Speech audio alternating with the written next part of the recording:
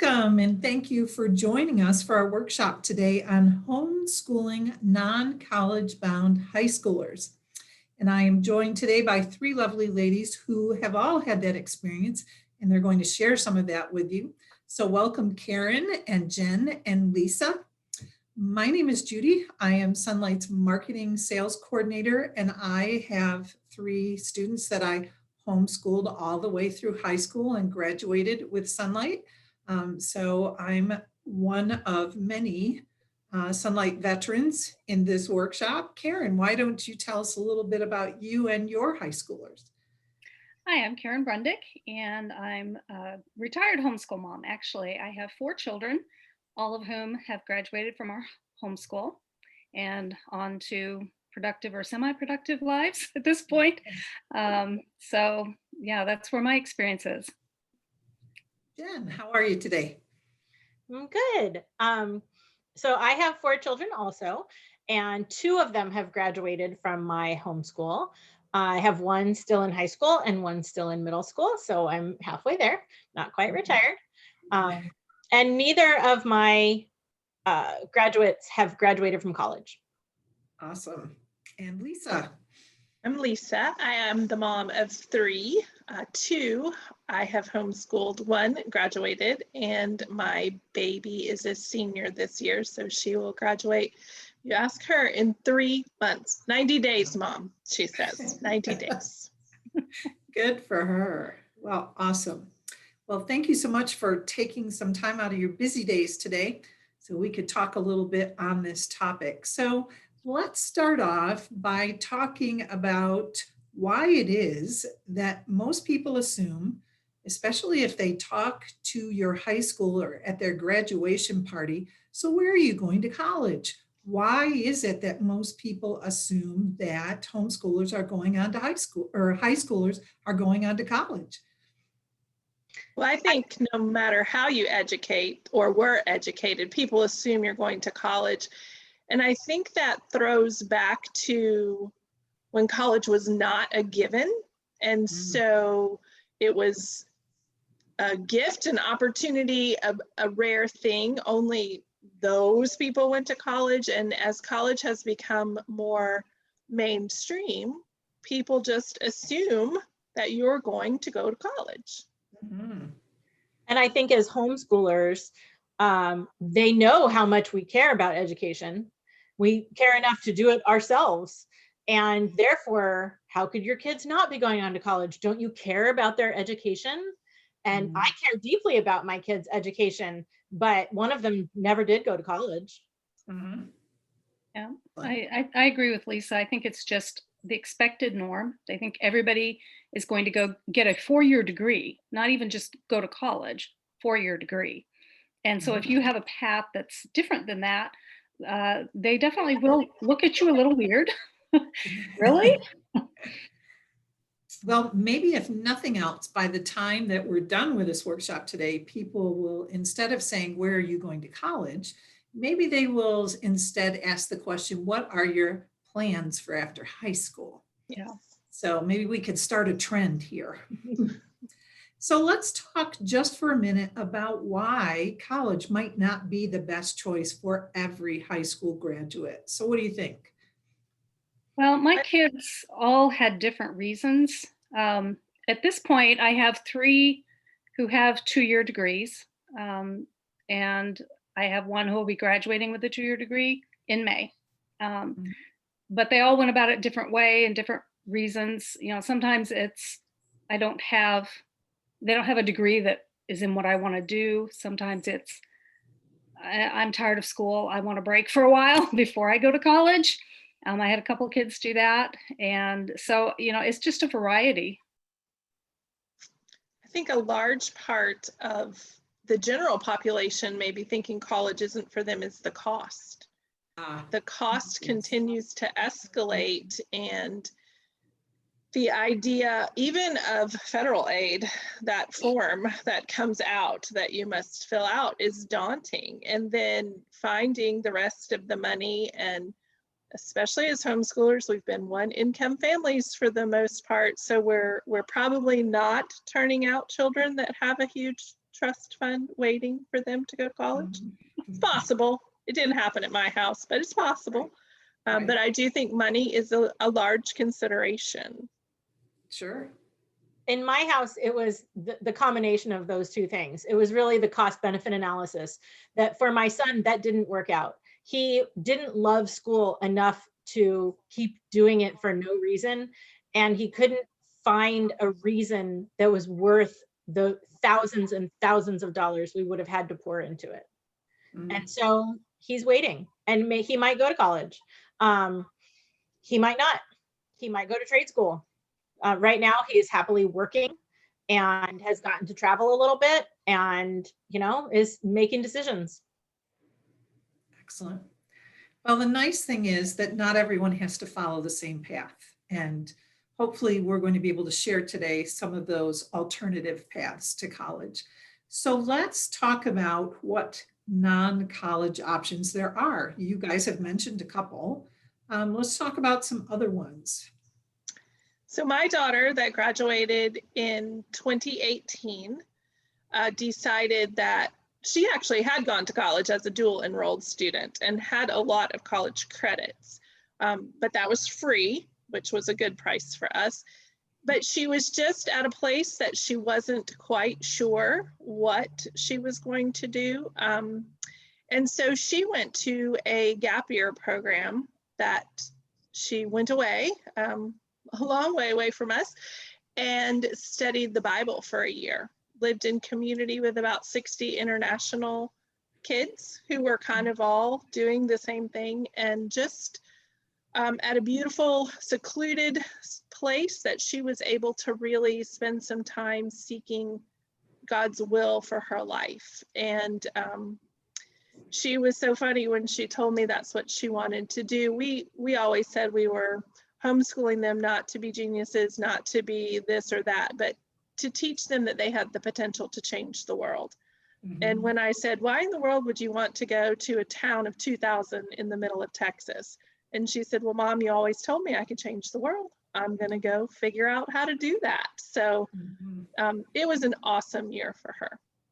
Great. So what other, go ahead. My oldest, he does well in school, but he doesn't really like it. He's very much hands-on. And so he opted to go into the Marines when he graduated from high school. He also had some dual credits because in the state we were living in at the time, it was also free, like Lisa said, which was right in our price range. So when he graduated from boot camp, he was a private first class instead of just a private. But he opted to do that. Eventually he did go to college, probably, oh gosh, he spent a year working in the oil fields in North Dakota and some other jobs, but eventually he went to a VOTEC and ended up getting an auto maintenance and diesel degree from there, 2-year degree. Awesome. Like I said, my son and now my older daughter are both just in the workforce. They're working and deciding and looking around and meeting people and seeing what those people do and trying to figure out where they can imagine themselves before they put a lot of money into getting one degree or another. I mean, as the mom, I have some things that I'm suggesting on a regular basis, but it's not my path. And so they are working and paying taxes and figuring it out. And not racking up student debt. And not racking up student debt. Yes. Yeah. Yes. Yep. We have one who went to college and got a 2-year degree. And then she got married and gave me 3 amazing grandchildren. And I have another one who actually did go to college and got her bachelor's degree and then could not get a job in her field. And so she's now in the military because they had a job in her field and they were happy to have her. And then my youngest also did go to college, but is working in his field some. So I think one of the biggest things that struck me after that experience is that a college degree is not a guarantee. Right. And I think I think all of you have demonstrated that just by what you've shared about your children. And so it's legitimate. Military, ROTC, or enlistment is an amazing opportunity for kids right out of high school. And again, no student debt, because the GI Bill means you get your schooling paid for. That's amazing to me. Yeah. Some kids take a gap year like Lisa's daughter did. You know, not every kid steps up and gets their tassel flipped over and knows immediately what they want to do with the rest of their lives. And so a gap year is a great possibility, and it holds lots of potential for answering some of those questions. I think it's really good too for helping them see, because like my youngest, he took some classes at the community college his senior year, decided he was done with school. I'm taking a year off to work. And we're like, okay, fine. Yeah. And he did. And by the end of that year, he decided, you know what, I really don't want to live the rest of my life this way. I think I'm going to go back to college and finish my 2-year degree. So he ended up he just graduated in December with his electronic media production degree and wants to do video editing. But I think it was that year of just working and kind of spinning his wheels in a okay job that he was like, maybe I do need a little bit more education to get into something I really want to do. Yeah. Yep.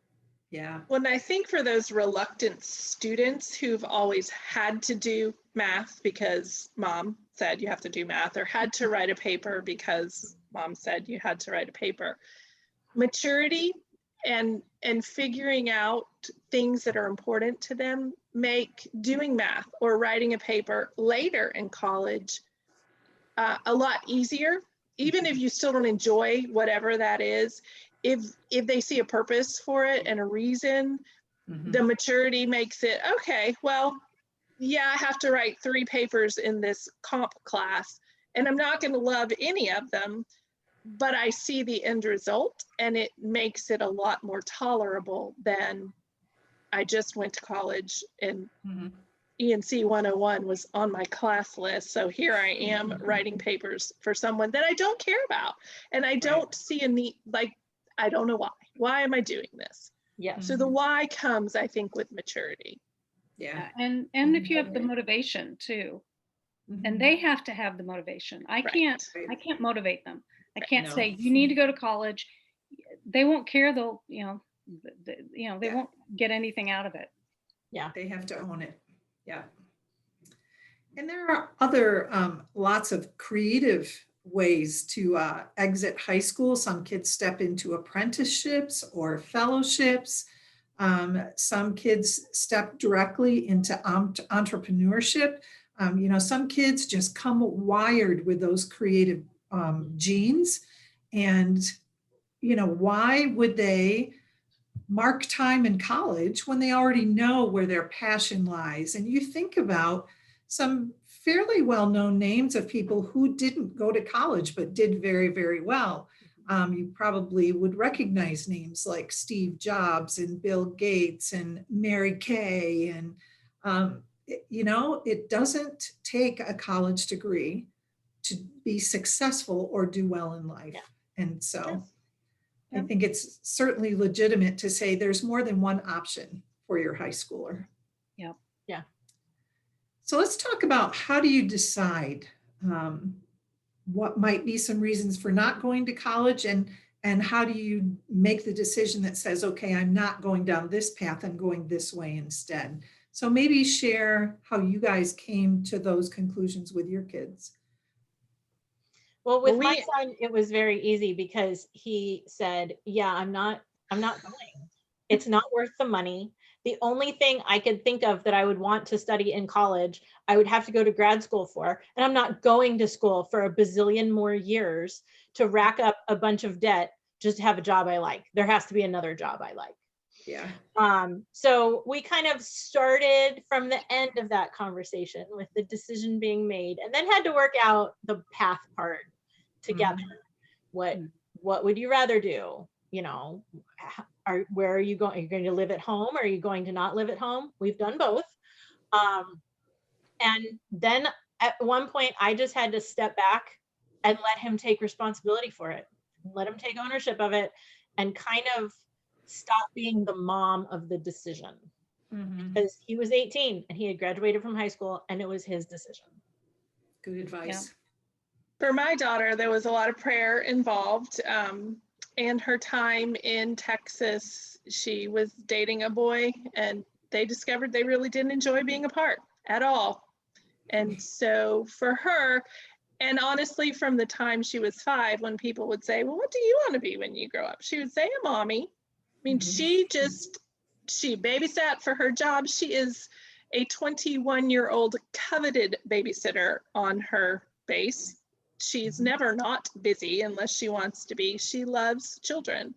And for her, it just seemed that God was saying, this is the desire of your heart. I want to give you the desire of your heart. So here's the best way to get there. And she married a boy, a man who loves the Lord and who wants a wife and a mother to his children who will be there all the time. And she, even when she was going to college and thinking about, she was like, Mom, I have to have something to do. It was something that, well, I could do this part-time in the evenings, on the weekend, when I'm not being a mom. So she just has always known that's what she wanted to be. And so we just figured out a way to make that happen in the least painful way for her with regards to people. That's really the thing. But I have striven to teach my children that they have an audience of one. And when they are in God's will, it doesn't matter if they're not pleasing people. Outside of God's will is a very miserable place to be. And I don't want my children to be there. Yeah. Good I point. agree. My main thing is I listen to my kids. It's not my life. I can't make them go to college. Like you guys were saying, we're a one income family. We're not super rich. We don't have a ton of money sitting around to send 4 kids through 4 years of college. And so if they were going to get college, we would do what we could, but it was going to be on them. So if they're not motivated and they don't care, I'm not forcing them into it. And plus, if that's not where God's calling them, why would we encourage them to go into debt and spend 4 years doing stuff they hate? Mhm. And then they get out and they're like thousands and thousands of people. I have a degree, but I'm not working in that field, and so it was really a waste. So we tried to set up their schooling so that if they wanted to go to college, they would have the tools. They were ready for it. But whether they went or not was up to them.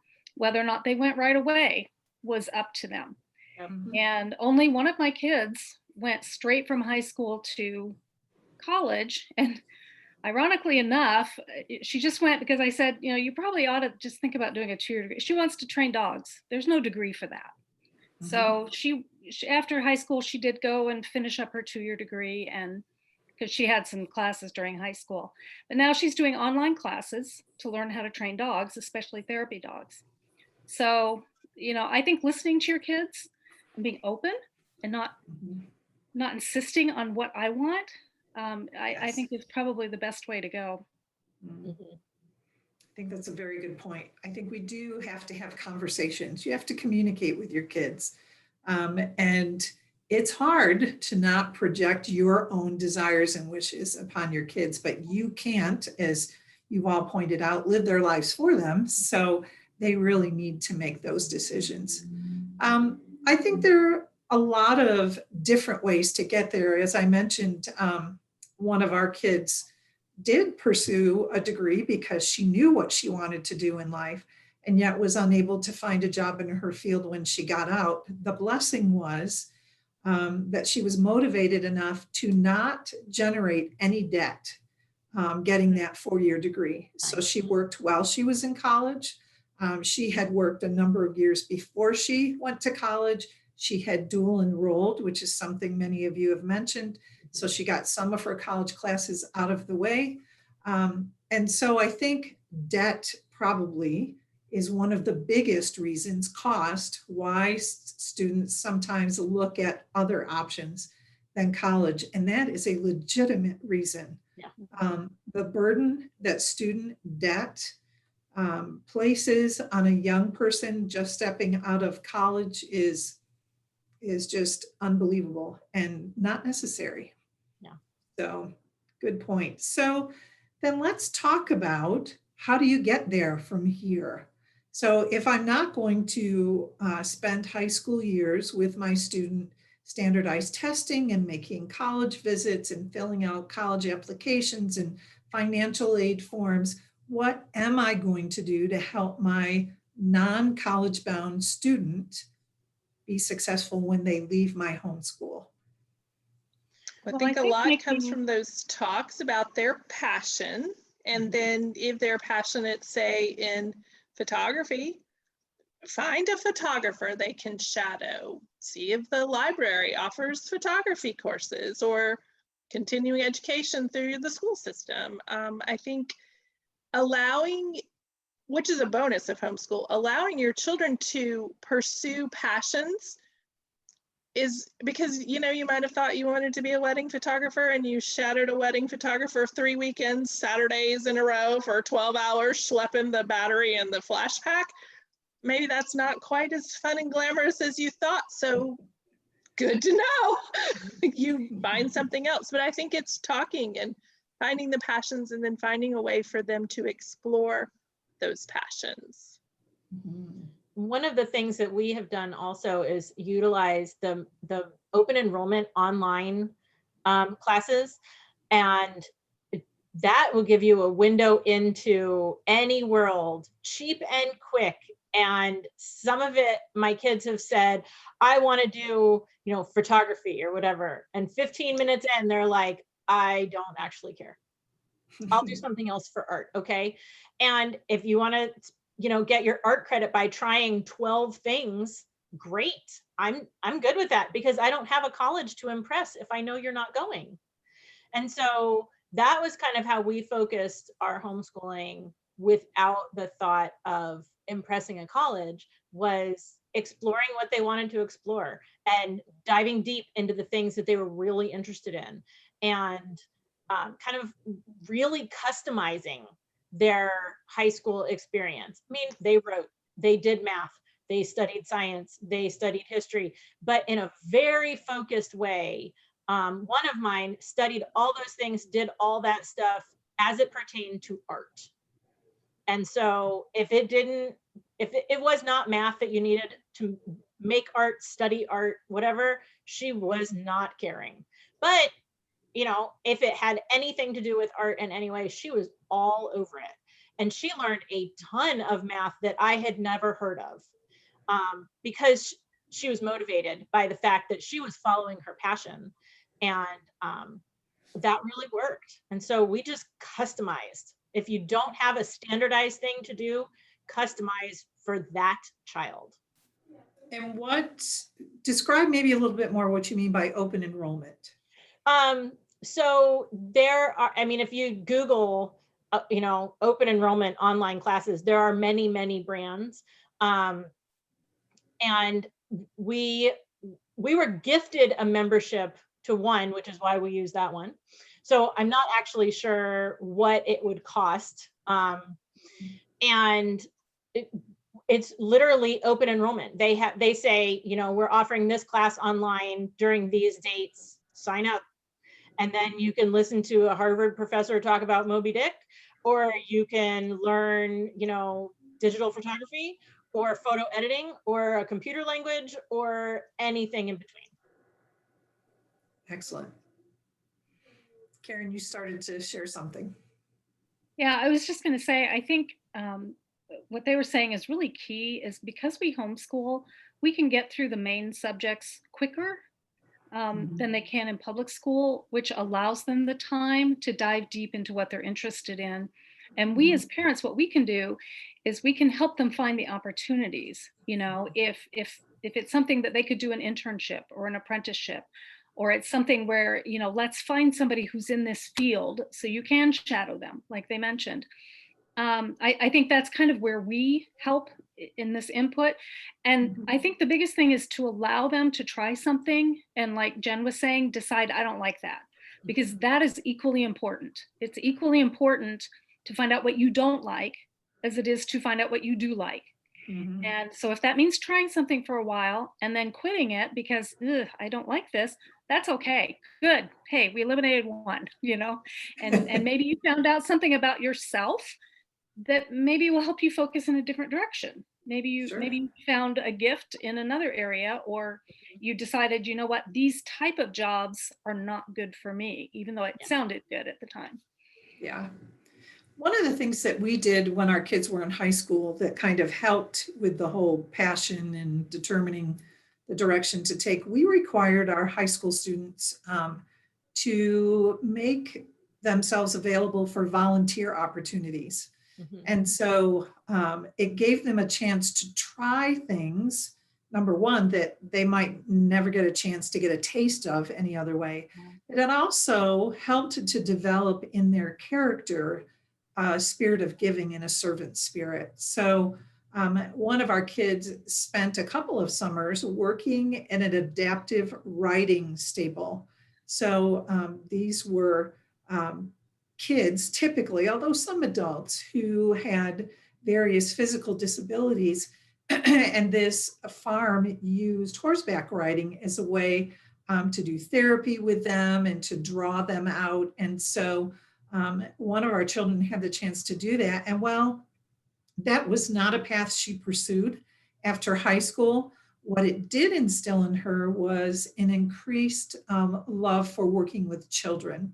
And much like your daughter, Lisa, this daughter was the one who always said, when I grow up, I want to be a mommy. And she is. And I think that gave her that opportunity to discover that that really was a legitimate passion that she had. Another one of our kids volunteered at a local medical center. Back in the day when I was a kid, they called them candy stripers. Now they call them teenage volunteers. And again, she wasn't sure. She thought maybe she wanted to go into nursing. And so after spending 4 years, her high school years, volunteering at the medical center, number one, she knew she absolutely did not want to go into nursing. But number two, she actually earned a scholarship based on all those volunteer hours to be able to go on and do what her passion was. So I think even adding in volunteer opportunities can help students get some sense of maybe what their goals and their passion are. Sonlight has a product called our college and career planning product, which is also very helpful in giving kids some direction, even if it's not college as their next step. So let's talk about that a little bit. You all have had some experience with that. What do you find to be most helpful with that product? I thought the questions that it asked, which was questions we were already asking, but the Ministry of the Outsider, just to get my kids thinking about their passions, what do they see themselves doing, was so helpful, and it did give, because like Karen said, we did prepare our children to go to college. So it guided us in that direction as well. Here's some things that you want to show on your transcript, but here's some questions to think about. Where are you headed? Yeah. Just, I guess, another avenue of conversation is a quick way to say that. Yeah. I like that it came to the conversation from a different direction than my teenagers, because as I was trying to talk to them, I was getting feedback like, that's stupid. I don't want to do that. I could never do that job, And the questions in the book weren't coming from, do you think you would like to do this? It was more things in the direction of, are you suited to this? Would this, be something that you're fitted for? And because I have one that has to do physical labor. Now, he will end up with some career job where he also has to use his brain a lot because he is a smart cookie, but sitting behind a desk will never work for him. And we know it. And speaking of apprenticeships, when he was in middle school, he accidentally had the opportunity to work 4 years in his non-schooling hours on a horse farm. And what he got out of that was a work ethic. Because if you don't do your job, somebody goes hungry or somebody is cold overnight in, upper Pennsylvania where it is below freezing. And so your job matters, and that stuck with him. Unfortunately, now any job that doesn't seem to actually have importance behind it, he can't. It's not fitted for him anymore, because making sure people's French fries are hot just is not enough. His things need to matter. So it's a limiting factor, but once you know what to cross out, what is not going to work, you're closer to figuring out, what it's got to be.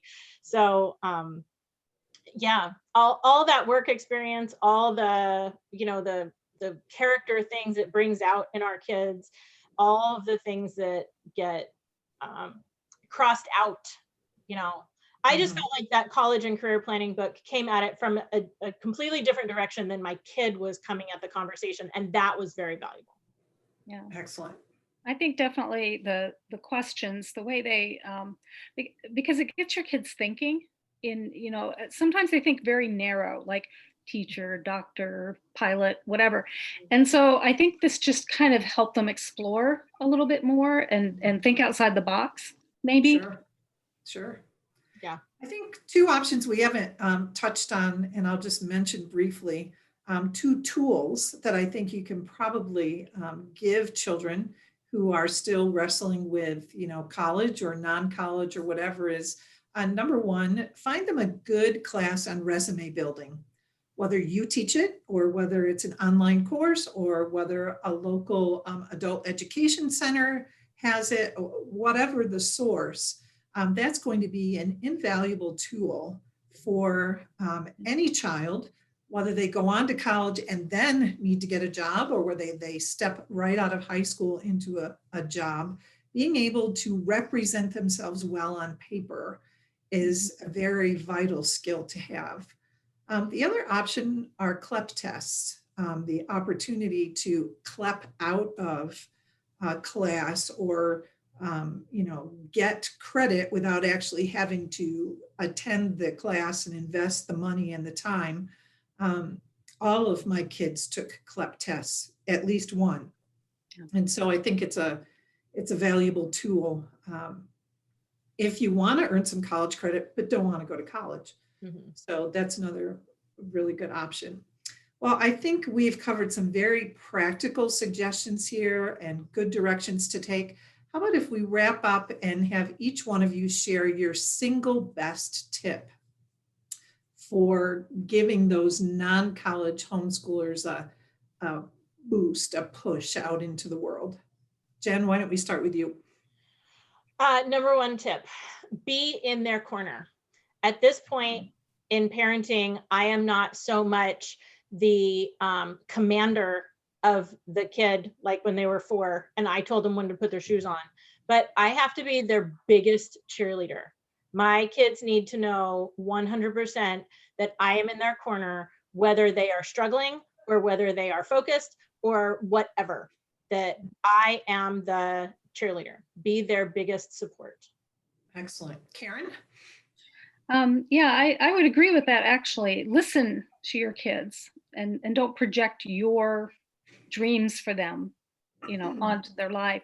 But the corollary to that would be, we talked earlier about how everybody assumes you're going to go to 4-year college right out of high school and all of that. Make sure they understand, like Jen was saying, I'm in your corner. It is completely okay to make this choice, so that when those people start making comments, and all of my kids got those comments, all of them, when people start making those comments, your kids can brush them off, because they know we have discussed this. We are okay with what you're deciding. It's your life. You have to go where God is leading you, not where the whole world tells you you need to go. And if God is telling you you need to be doing something else, we are totally fine with that. Excellent. Lisa? Well, I think as homeschoolers, we're already out of the box thinkers. So I think just to encourage them, along with being supportive, seeking the Lord's will, but just to encourage them to be their own out of the box person. And to, I think a lot of times when you're presented the question, what college are you going to? And you're like, oh, I'm not going to college. Then people think you're a doofus. But if you say, oh, I'm not going to college because I have done, you sound like a very together person. You have a plan. Yeah. So I think just allowing them to have that outside of the box plan and teaching them to explain it in a 2-word sentence or their pitch, whatever that is, it's just confidence. And then they can say, oh, well, that's not what I've decided to do. I've decided that I'm going to join the military because fill in the blank, whatever it is that made them passionate about the military. And it may be because they're going to pay for my school later. That's okay. Yeah. Well, thank you, ladies. This input has been invaluable, and I'm confident it's going to encourage some folks down the road. So thanks for spending a few minutes with me today, and I look forward to doing this with you again. Thanks. Thank you. Bye. Yeah.